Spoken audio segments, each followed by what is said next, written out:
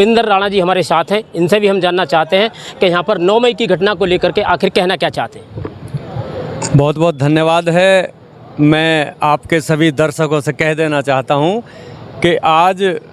जो 9 मई महाराणा प्रताप की शोभा यात्रा के अवसर पर जो घटना घटी है, उस संदर्भ में आज दोनों ही पक्ष के लोग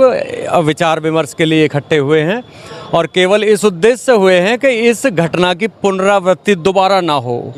है नहीं। जो देहरा हमारी जो साठा की भूमि है,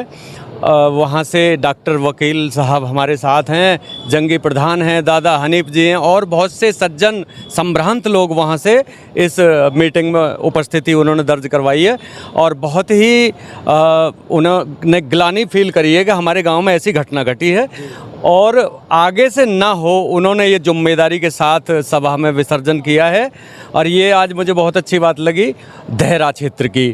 क्योंकि अब मैं दूसरे पक्ष की बात कहता हूँ। हमारा जो देहरा गांव को छोड़ के बाकी जो साठा के गांव हैं जितने भी हैं, मैं चुनौती से कह देना चाहता हूँ, देहरा गांव की पावन भूमि के लोगों से कह देना चाहता हूँ कि जितने भी लड़के यहाँ शोभा यात्रा महाराणा प्रताप की निकालने देहरा गांव में जाते हैं, वो देहरा गांव के सम्मान में जाते हैं। हमारे बुजुर्गों की भूमि है वो, वहाँ से हमारा निकास है, हमारी मजबूरी है वहाँ जाना, इसलिए हमारे लिए वो आदरणीय है सारे देहरा गांव के बुजुर्ग सारे।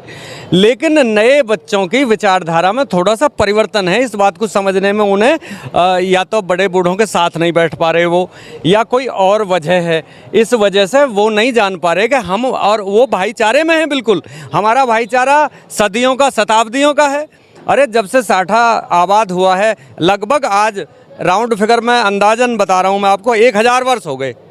1000 साल पहले हमारे बुजुर्ग मेवाड़ से यहाँ आए और पहला गांव आबाद हुआ देहरा, और वहाँ से हमारे सारे गांव जो नहीं जगह जगह हमारी डोमिनेशन हुई है।